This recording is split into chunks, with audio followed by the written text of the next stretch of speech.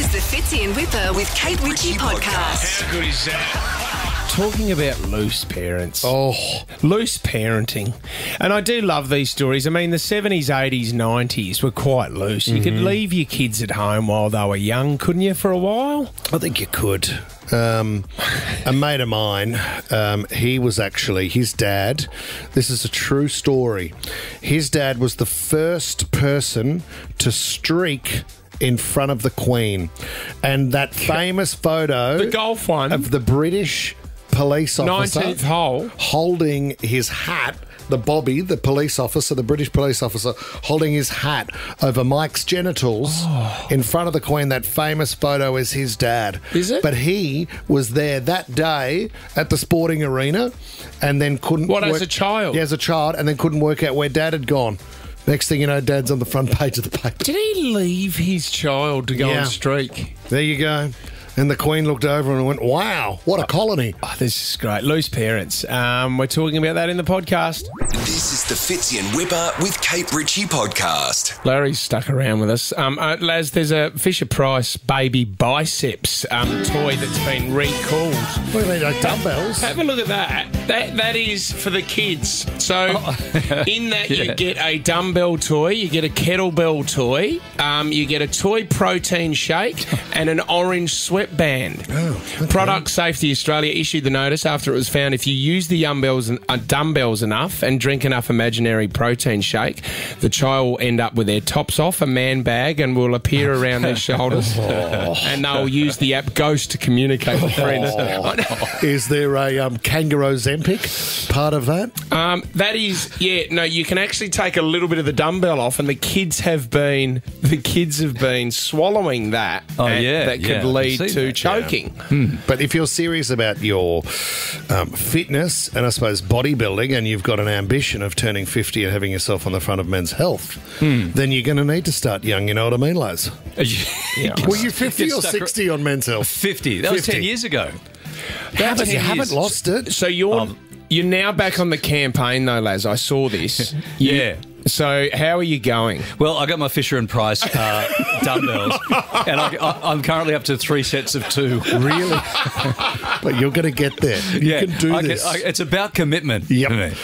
Do you want to ask about Men's Health, right? Yeah, and yeah. Sam Mack did this as well, didn't he? I don't remember anyone else doing it. I think I was the only one. I don't think that every other TV guy's done this. No. They approached him, so they approached him. How'd you go? Who was the trainer that you used? What was his name? Can you remember? Cam. Was it Cam? Like Cam Davis? No, not Cam. Another Cam. Is every trainer named Cam? I think they must be. So anyway, day one, he kicks off. This is the Men's Health campaign because it's about a 6-month campaign, no, is it, it's not, mate. It's about 8 weeks or 10 weeks or something. So day one, comes into the studio the next day. Oh, my God, I can't move. Then how did you go? The next day comes into the studio. How did you go, mate? He goes, I've pulled out. After one day. Hang on a minute. What happened? I went and met the trainer really early in the morning, like 3 o'clock in the morning. I need to sneeze. Is that his way of getting out of stories? Is that what... Normally I do that. Anyway, he took me for a run in the dark, Laz. Not only did I trip over like a base that was set up for a chair, so I tripped over that and hurt my back. Then I was doing like push-ups where I said, mate, I can't do any more. Okay. He was holding his hand on my back, pushing me down for the push-up. This sounds like chapter 3 of a book, mate. I'm just saying. I've then strained both bicep tendons. I don't think you strained them, mate. Could not get my hands above my waist. So I'm here in the studio trying to get Tommy to put my headphones on my head.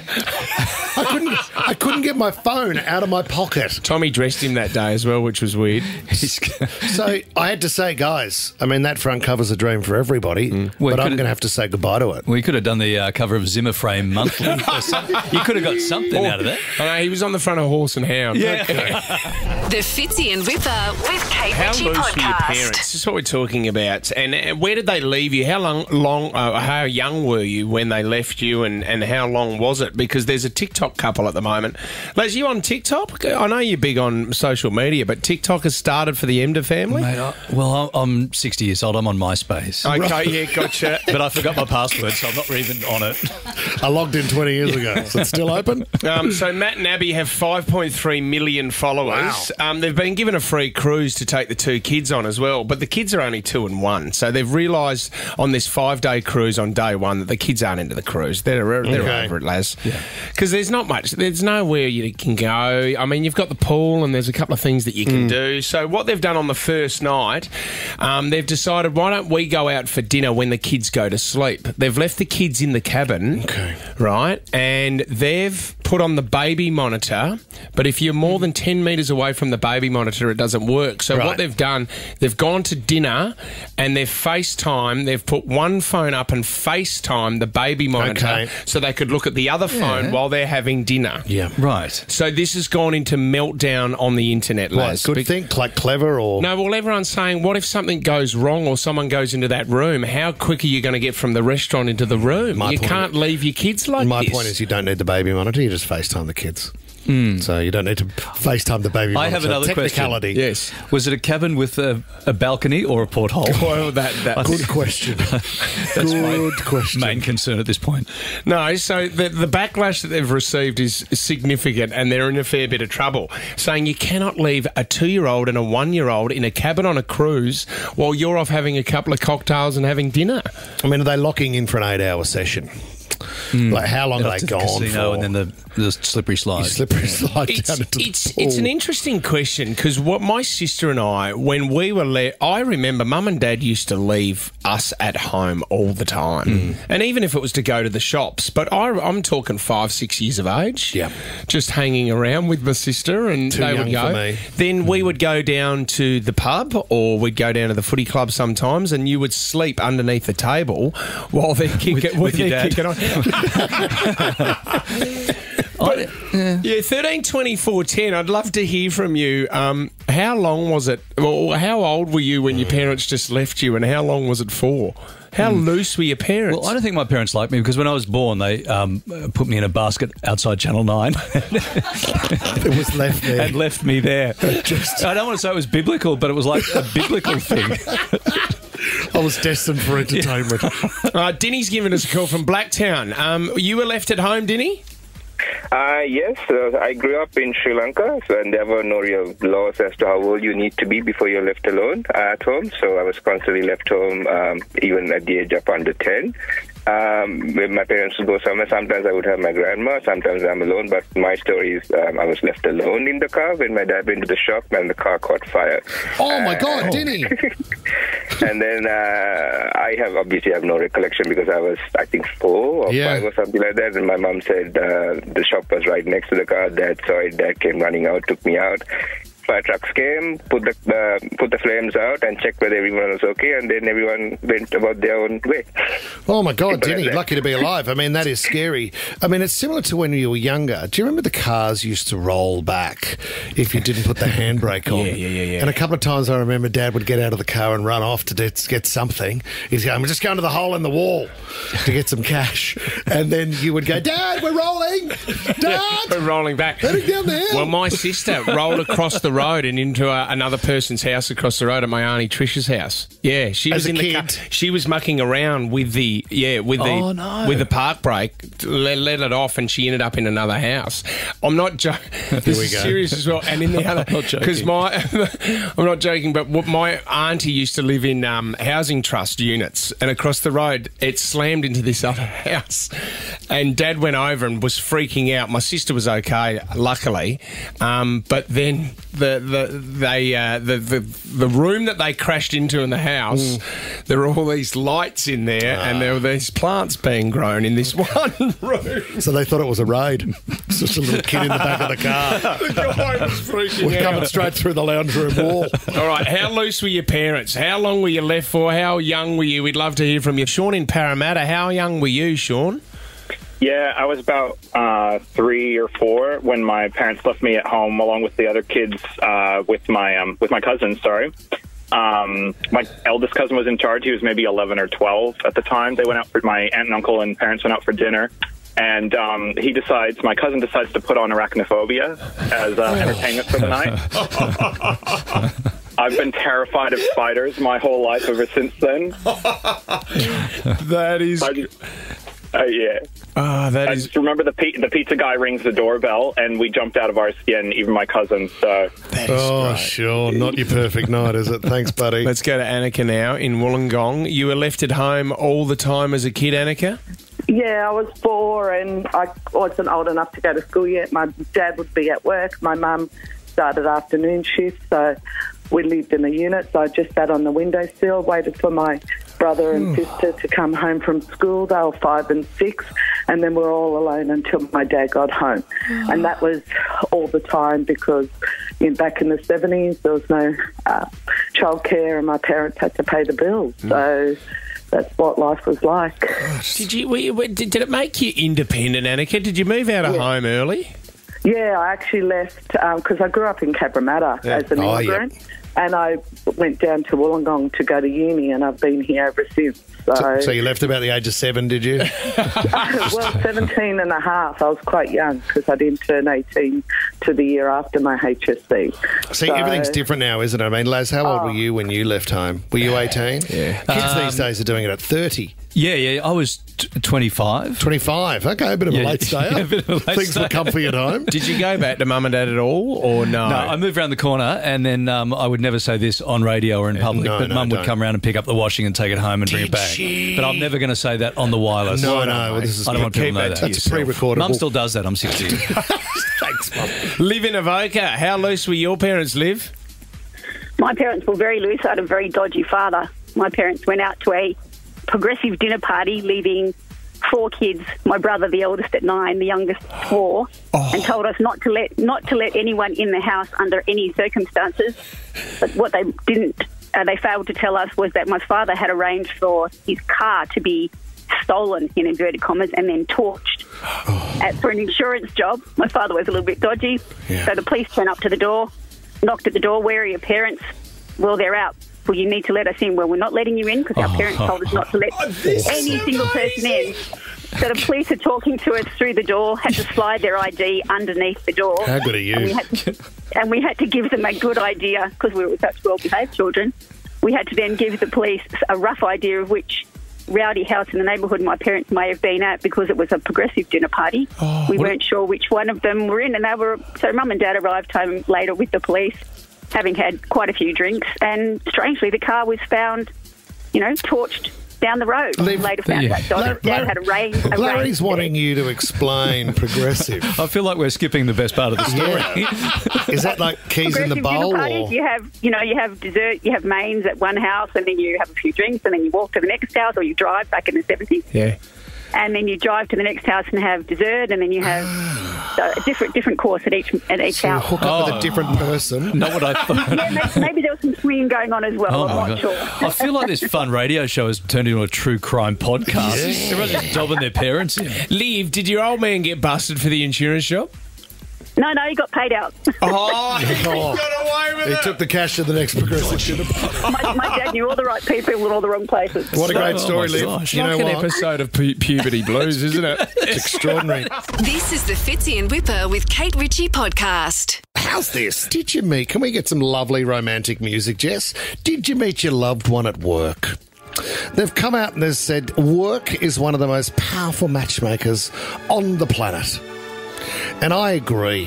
When you're working as a team and you're working alongside somebody and you're all under the same banner, not only do you work together, you socialise on occasions. Christmas parties are an opportunity for a bit of a kiss-kiss.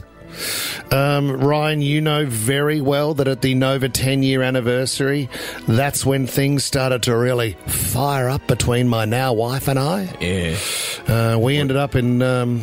Chinatown, having a couple of dumplings. You were informed at the time by the hierarchy here at Nova to stay away from her desk. Tommy, back me up on this. Yeah, absolutely. He denies it. He was accused of wearing out the carpet. Well, that's the thing. It wasn't to do with her. It was a maintenance issue on the floor. Which was weird, because you had some scabs on your knees as well, which was weird.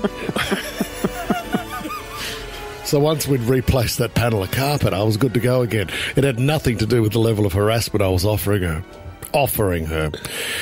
God, but it was a romantic time. It was an exciting time. She had a guy in the UK that was keen on her. Yeah. You had a girl? I didn't have a girlfriend at the time. He booked a one-way ticket and flew from the UK to be here in Australia with her. And Lisa went out for a coffee with him. You're not going to believe it. We were in the background on the radio, Fitz, and she went, "There's a sign." Oh, no. Hey, book another one-way and don't come back, mate. And how far away were you with your ghetto blaster? It's just playing a podcast through the speakers of the restaurant. Cost me a fortune. Don't do it! Don't do it! Stay with me. With me. You want to eat dumplings again? Anyway, if you look around the building, I mean, Thomas Brian Ivy, where did you meet your beautiful wife? Yeah, that was at work. Yeah, Thanks absolutely. to Nova 969. Thanks to Nova to concert tickets and relationships. Yeah, so that's what they do here at Nova. If you look at what we've done as sort of a branch, I suppose, or an extension of Nova, traffic dating. Yeah, it is. You know, Big Tony. The only other thing, on the other end of the spectrum, though, is it can be a disaster. It's a high risk. It's an all-in, isn't it? It is. It's an all-in because if things go pear-shaped, you can't escape it. And that's happened to you plenty of times. That hasn't happened to me. That's why you've had to move from numerous radio stations. No, absolutely not Port true. Augusta over to Perth. That was different. And then Melbourne. I think you were in Melbourne for a while. Nothing And then you moved to there. Sydney. Nothing. All because of relationships. Thought I was trying to take career steps up to do greater shows and stronger teams, but no, they were relationship based. What about? I mean, Ollie, could you come in here? Can you come in here for a tickle? So Ollie's single at the moment. Yeah, ladies. he is. And is he? Tommy, did you put your head up then? He's not single. No, Come no. Producer Ollie is Ollie, single. you single at the moment? Yes. Okay, So, come on. How many? I mean, you're a good-looking rooster. There's no denying it. Let's just cut to the chase. He has a beautiful Mediterranean look. I love Ollie. And he's got a great head of hair too, Ol. I'll put that on my resume. You do. Yeah. Ol, how many advances have you had in the workplace? In the office, yes. Yeah. Quite a few. Not really, no. What about Maddie? She's Maddie's you can't engaged. do that. Maddie just You got can't do that. engaged. She got You can't engaged, do did I'm that. also a bit younger, so right. than a lot of my co-workers. So, outside of that, what about the Casanovas? It's a fair Supernovas now. Fair bit of love. Rebranded. Sorry, Supernovas. Come on. Didn't go to team meet last week. Do you know what? Don't put him under this pressure because he is such a lovely young man. I think it should be celebrated. There's an opportunity to meet somebody special and love is created here at Nova. I can probably say there's probably some people in the Casanovas, or the Supernovas, sorry, that have probably gotten it on a little bit. So they're in love. And Not in love. And but- that's not what the streetcars are designed for. No, it's That's icy, why they icy, get cleaned so much. It's not. We're not saying that's hot. it's icy cold cans of Coke, I thought. That's icy cold cans of Coke, concert And tickets, Whispas. and a little bit of love in the back seat. Anything can happen. Thank you all. This is the Fitzy and Whipper with Kate Ritchie podcast. Bledisloe this Saturday, Wallabies versus All Blacks. Banger. If you want to watch it, you need to watch it on Stan Sport. It kicks off at 3 o'clock, and this man, well, he decimated us over the years. It's the magnificent Sonny Bill Williams. You there, Sonny? How are you guys? Where's the one and What's up, only? brothers? How are you? You're good? What's happening, boys? Oh, mate. Hey. Have you just announced as well that you're about to be a father once again, Sonny Bill? Is that correct? Already am. Already am. Congratulations, brother. How many's that now? We got the modern Tarago going on here, guys. That is so exciting. So you're a dad of 5. Under 9. Oh my God! I've got a feeling that you're not stopping either. You're going to get you will get a full rugby team here. I mean, what are we talking here, Sonny Bill? What are you thinking? Look, we got to humble ourselves, so I'll go for the 7s. I mean, just the 7s. What a legend! Sonny, you are a superstar, and your wife is amazing. Hey, Sonny No, Bill. but, Well, Sonny Bill, we're mates, aren't we? Like we've known each other for a while now. You've come on the show numerous times. You consider us mates? Yeah, I've got a lot of respect for you, brother. Yeah. You're sounding a bit desperate, Fitz. What is it you want? All I'm saying is, and I know you know the All Blacks boys very, very well. Can you maybe just tell them to go easy on us this weekend, or? Definitely not. Definitely not. It was worth a try, wasn't it? Look, yes, it's I think we got both have a lot to play for and a lot to prove. New Zealand's coming off 4 losses against South Africa. It's unheard of. Hasn't happened for a very, very long time. So they'll be hurting, just like Australia coming off a record loss against Argentina. So teams probably aren't in the best place right now and have a lot to prove, but that's what makes this contest so exciting. Tell us, I think we all look at the World Cup as being the chalice, the holy grail, but where does the Bledisloe Cup sit for New Zealand and Australia? Just behind? Is it just behind that, Sonny Bill? This is a huge honour, isn't it? World Cup, and then Bledisloe is just underneath. Oh, is that how close it is, Sonny? I think, to be fair and to be frank, we've won it the last 22 years in a row. Yeah. I'm not trying to rub it in, but now it's become a nuisance. I guess not a nuisance, but I'm not going to lose. I'm not going to be part of this team that loses this contest. Sure. And then I think I've only lost in my Test career almost 60 tests. I only lost 4, and a couple of them were against Australia. Yeah, right. Where we were well favourite going into that contest, and you just roll up. Hey, did you watch the rise of the Bulldogs this year? They got knocked out over the weekend, Sonny, but it must have been good to see everyone celebrating in Bankstown and getting excited. Do you reckon there's a bit of a future there for Canterbury? Yeah, for sure. I think we need a couple of X-factor players through the middle. Yeah. That's what I would like to see. The hard thing about the Bulldogs, my favourite time playing in my career was at the Bulldogs before I left. Yes. Right. Was at the Bulldogs. Why? Why? Because there was no politics when I first started playing footy. I didn't understand that. I was just playing purely for the love of the game, and that Bulldog spirit, the DNA was by any means necessary. And I feel like that's what they've ingrained this year. They've shown that we're going to win and be in the contest by any means necessary. Big season come out next year. So, Sonny, what's your role this week on Stan Sport? What will you be doing at the first Bledisloe? Yeah, I'm down on the ground. I'll do my 2 minutes worth of being annoying and being happy because we're gonna win. But I'm enjoying the process. Oh, you're the best at it, buddy. We love it. Congratulations, Sonny. He's just become a father for the 5th time. He reckons he's going to go to 7 if he can. But this is unbelievable. And you can catch the Wallabies taking on the All Blacks this Saturday, 3 p.m. live, ad free, and in 4K Ultra HD on the home of rugby, Stan Sport. If you want more info, go to stan.com.au/rugby. We love you, Sonny Bill Williams. Thank you for your time, brother, and we'll go and feed those kids, eh? Yeah, I've got nappies to change, boys. Send in love, brothers. Take care. All the best. See you, mate. See you, Sonny. Bye-bye. The Fitzy and Whipper with Kate Ritchie podcast. This is fascinating stuff. A few years ago, we learned about the Anon app that they were using, that gangsters were using. Thought they were getting away with it. But that's right, the bikies. The cops were the ones that developed the app, and they were getting all the messages. It happened again yesterday. Unbelievable story. Raid after raid nationwide. 700 police, 50 arrests. Bikies, mafia, crooks with links to Korea and the Middle East. The common thread, an encrypted phone called Ghost Chat. This was marketed as an unhackable network. With hundreds of users, it was run, police say, out of this home at Narwee in Sydney South. That's Dan Sutton there from Channel 10. Thanks, Dan. In a house in Narwee in Sydney. Who got arrested?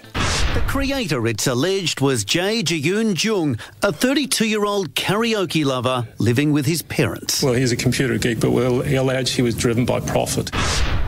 Okay. I'm so glad they put in the karaoke detail. How can you run a network like this from mum and dad's house? Well, you can. You can do anything from anywhere. And if he feels like putting down the tools and breaking into a bit of Angels by Robbie Williams, he's not afraid to do that on the karaoke machine either. Well, the two things that he loved in life, I mean, he didn't splurge too much with his money, but he did have, I think it was a Mercedes.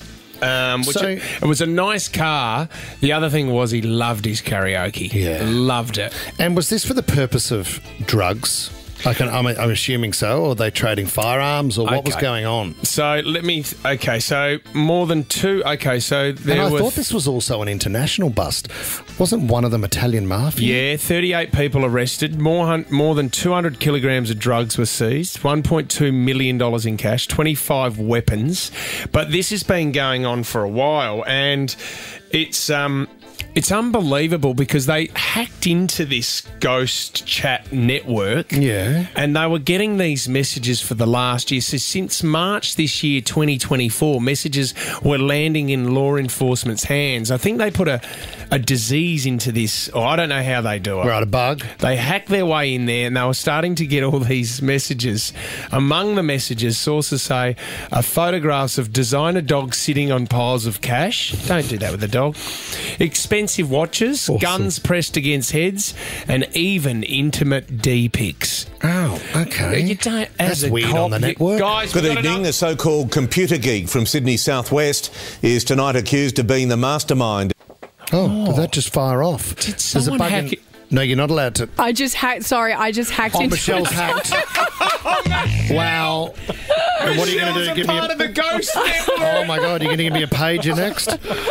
That's unbelievable. Michelle, do you know any more about this story? So the guy who actually built the software, the karaoke man, was he part of the drug syndicate or just a tech? Look, I don't know intimate details about him, but I do love that he was living at his parents' house, allegedly. Also, the fact that there was a big Italian mafia guy caught up in this. Someone in Canada. We've got a couple of people here. It's literally worldwide, and it's very reminiscent of something that happened just a few years ago where they had a similar situation with bikie gangs. That's right. And the other thing as well, we haven't had really sort of many assassination attempts, from rival gangs as much. I mean, we still have, but remember it was out of control there for a while, and they're saying now it's because they use this app to communicate with each other. This is where they're going to be, and this is who we're going to get. So they've been watching this the whole time. So this was a massive bust. I mean, don't you keep it going for a bit longer? Well, they must. That's the hard thing. When do you decide to step in? I suppose when you feel you've got the right people in the right rank, and that it's gone on and you've gathered enough information. That's when you'd be going forward, wouldn't you? I don't know. I haven't cracked crime for a while, guys. I normally leave it out of my daily routine. Fascinating. So where will you send your D-pics now? I just can't trust anybody. This is the Fitzy and Whipper with Kate Ritchie podcast. Sharks versus Cowboys. Look out. Allianz Stadium, and then Saturday night Roosters versus the Manly Sea Eagles. This is going to be huge, and if you want to stream and watch every game, go to KO Sports and you can get to see this beautiful man there. Mick Ennis, you there, brother? Hello, guys. How are you? G'day, Mick. How are you, son? How are you, mate? Finals time. This is where you used to step up. You used to bloody clock someone from behind. This is where Mick Ennis was at his best. The niggler. What's happening? Oh, mate, we just wanted to talk to you because, the finals do continue this week. But, hey, Mick, the big news that we did need to talk about overnight is that Papua New Guinea will be getting a team in 2028. That's massive for the NRL. Absolutely fantastic. Was lucky enough to play up there a couple of times, and you talk about being a national sport. You've never seen anything like it, and I honestly mean that. Like the minute you step off the plane, the whole airport is full. Yes. With support, and then by the time the bus leaves and goes to the hotel, they run alongside the bus and stay out the front of the hotel the whole time you're there. Like, they just absolutely love it. They're just yelling out, "You're dead, Ennis. We will get you. We'll catch you one day." The size of those blokes, Mick, they would have eaten you for breakfast. Oh, honestly, it's a daunting experience. They're just such powerful athletes. Oh, and, it's fantastic. It's great. Honestly, it's an exciting time for the game, and obviously, there's a lot of talk around expansion. Perth, another side that looks like it's going to come into the competition. So it's great. Well, could Wayne Bennett coach them in 2028, Mick Ennis? Like, I'm throwing this out there. He's going to the Rabbitohs next year, but could he be in his 70s, probably hitting as the new coach? Possibility. Yeah. It's a massive possibility. You'd never write Wayne off. He's done he did a fantastic job with the Dolphins in their first two inaugural seasons, and obviously heading back to South Sydney, one of the prouder clubs in the competition. That's certainly not where it would like to be, and he's got some unfinished business there. And who knows? Wayne may be there. Have you been approached for any coaching jobs, Mick? I'm quite happily coaching at Manly at the moment, and we've got the Roosters on Saturday night. So looking forward to that. Was that, mate? What a game against the Bulldogs last week for Manly. Yeah. I mean, Mick being there and the noise, and you're being a Bulldogs boy yourself, and obviously you're on Manly's side, but that was one of the greatest games to watch in that comeback. No, look, you're right, mate. I mean, I was so proud as a former Bulldog just to see that stadium full again, and the passion, the Bulldogs fans, and the way that they've played this year. Like, I say that wholeheartedly. It makes you really proud to see the style of footy that they're playing, and Cameron Ciraldo and Phil Gould and everyone there at the club's done a really great job. And but for our guys to hang tough the way they did with scoreboard pressure, we didn't get the start we'd like, and then to have the sea of emotion and support from the Bulldogs fans against them, and to come home at the back end of the game and win it, it was a great win for our club, and it's put a lot of confidence into the group heading to Allianz against the Roosters this Saturday night. Geez, Bankstown was starting to fire up as well. I mean, if they're going to get better and better, Mick, could you see yourself as celebrating out there if the Bulldogs go all the way out at Bankstown? Couple of flares. What did you see back in the day when you were playing for a Mick? I mean, what do they get up to? Mate, when we won the prelim final in 2012, we beat South Sydney. We were heading back to the club after the game, back to to Belmore Sports Ground where our cars were. But I've never seen anything like it. It was like a European soccer crowd. The whole street of Belmore Road was jam-packed to the bus. Awesome. When at snail speed to try and just get through the crowd. People on cars, people on roofs, horns. On roofs. It was mayhem. And you just realised how much that club meant to people and the community. And the game's in a great place when Canterbury are going good. So true. Mick, I saw you on TV the other night. I must say the hair meds are going very well.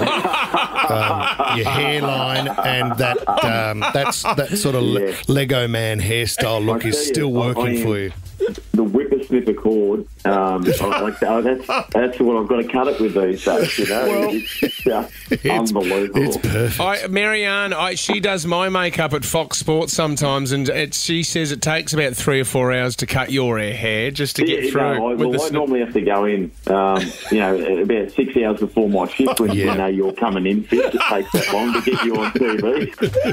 Just to fix up all of God's mistakes. Cronulla versus the North Queensland Cowboys this Friday night at 7:50. We got the Roosters versus Manly Saturday night at Allianz Stadium. This is going to be massive, Mick. And if you want to catch Mick and stream every game of the 2024 final series live and ad break free, go to KO Sports. We love you, Mick Ennis. Thanks for coming on the show, legend.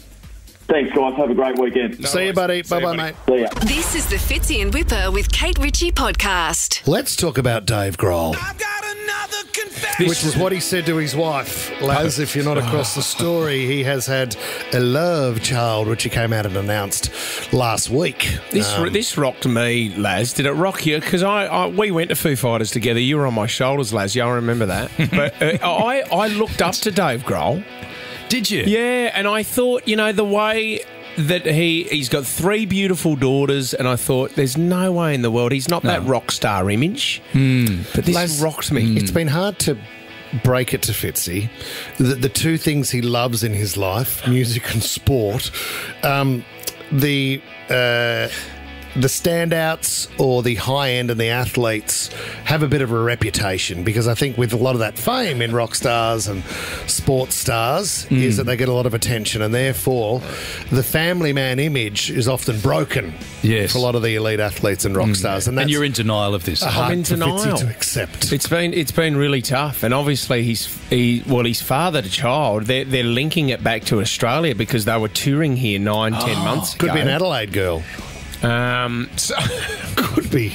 Could be your sister. Which is no, she's married. She's already married with 2 kids, Your mate. sister lives in Adelaide, doesn't she? Oh, my gosh. You just don't know, Les. Anything could happen. No, she's happily married with 2 kids, mate. Could be 3. What's interesting, one just want to have really long hair. Great and hasn't had a child recently. She's on guitar. One woman has taken to social media and it's gone viral because what's funny about this is it looks like it's just the pennies dropped in her mind and she's outside her kid's school just penning her thoughts on what she thinks of Dave Grohl and explaining to Dave Grohl that it's okay to be the person you are. Have a listen to what she has to say. Society demands that everybody be a good guy. And Dave Grohl needs to be seen as a good guy. Hence, he comes out with this ridiculous announcement. You know, I'm working on it with my family. Like, no, you're not, you piece of shit. You're a piece of shit. And that's okay.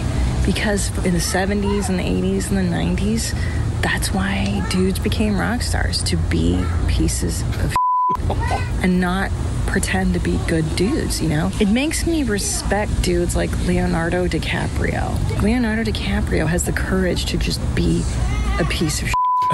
Right, he likes them young, and then at 28, he releases them. He catches and he releases. Now, those girls don't have the delusion that he's going to be a great dad. They probably met other rich guys along the way, and, you know, they're 28. They can still have families. And to me, that's, like, way more humane. So it's okay to be a piece of... Game show hosts.